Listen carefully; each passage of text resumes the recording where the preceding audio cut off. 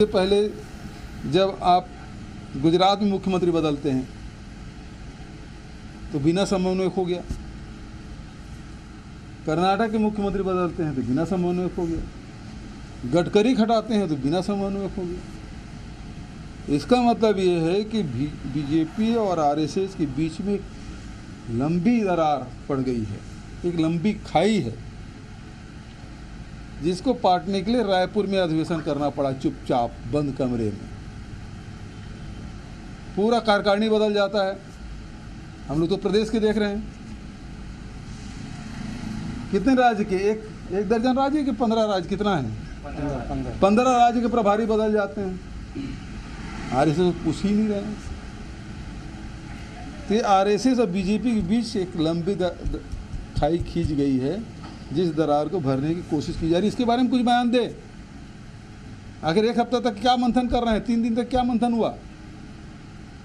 घुमा फिर आगे हिंदू, अरे हिंदू तो हजारों साल से, ये आरएसएस तो 100 साल उसका जन्म नहीं हुआ है। विश्व हिंदू परिषद का जन्म हुआ कितना दिन है? 1925।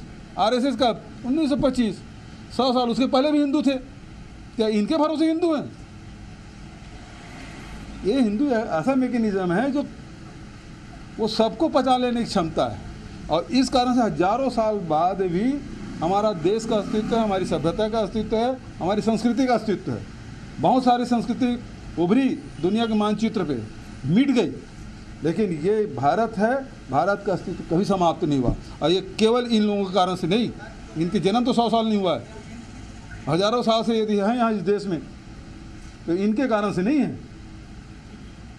वो मैकेनिज्म है जो सबको पचा लेने की क्षमता है। कितने आक्रमण हुए, कितने लोग लूट के भाग गए, कितने लोग यहाँ रह गए। इस देश में कौन नहीं आए बाहर से? शाक, हूण, यूनानी, आर्य, कितने हैं, मुगल, वो सब आए बाहर से, यहीं रच बस गए, यहीं उसकी संस्कृति को हम लोग अडॉप्ट कर ले, उसको उसके जो कलाकृति है, उसके जो निर्माण की जो शैली है, सबको लेते गए हमारी शैली, और उसको सब पचा गए। तब हमारा अस्तित्व है। ये हिंसा, गुंडागर्दी है ना, आक्रामकता, ये हमारी संस्कृति नहीं है। हमारे ऋषि मुनियों ने ये सिद्ध करके बताया कि वसुधैव कुटुंबकम, ये पूरे विश्व है, वसुधैव है, पूरा वसुंधरा है, वो एक परिवार है, ये बताया। और ये लोग वो लोग हैं जो बताने वाले कि तू है, मैं हूँ। ये उन लोगों को मानने वाले हैं जो मानव से घृणा करते हैं। ये वो लोग हैं जो पशु पक्षी से भी नीच दर्जा के मनुष्य को देने वाले लोग हैं, इसको मानने वाले हैं। और ऐसे ही मानने वाले लोग हैं जो गांधी जी की हत्या की है। सर, उन्होंने ये भी कहा कि उनके बाप दादाओं ने भी जो है संघ को रोकने की कोशिश की है। ये बड़ा बयान दे रहे हैं। किसके बाप दादा? कांग्रेस के साथ एक इशारा है, हाँ। एक इशारा किया कि उसके बाद भी संघ बढ़ता है। संघ बढ़ता रहा।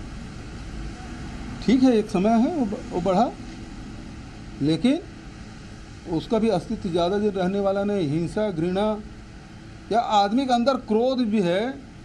क्रोध कितने देर रहेगा आपको? मान लो किसी बात पे आप क्रोधित हो जाते हैं, गुस्सा आ जाता है, कितने देर रहते हैं?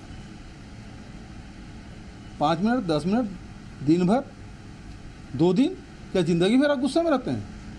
ये घृणा फैलाते हैं, ये हिंसक बात करते हैं। हमेशा क्रोधित रहो। भगवान राम को भी रेम्बो बना दिए, हनुमान जी को भी आक्रोशित बता दिए,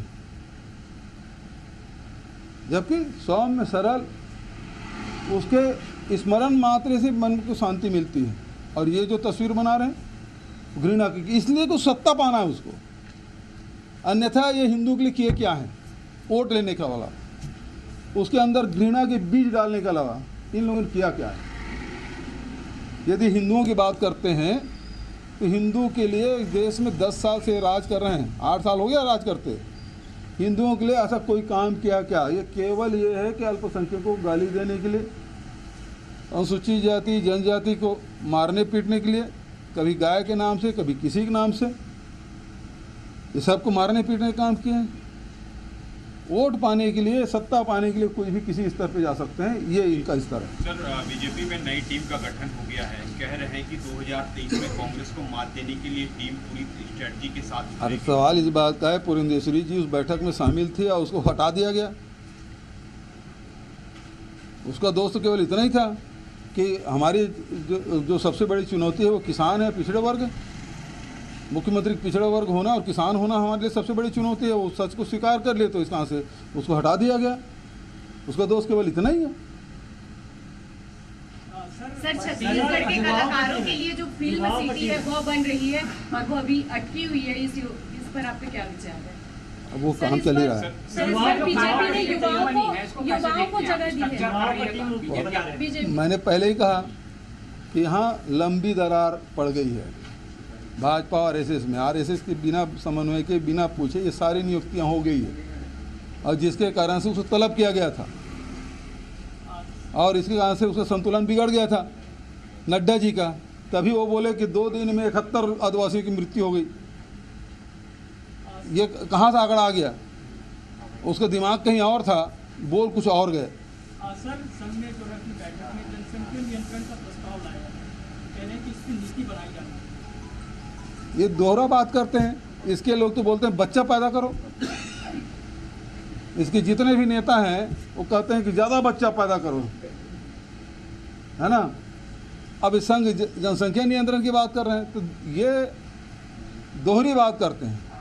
एक मुंह कुछ और बात करते हैं, दूसरे मुंह कुछ और बात करते हैं। दो मुंही बात है।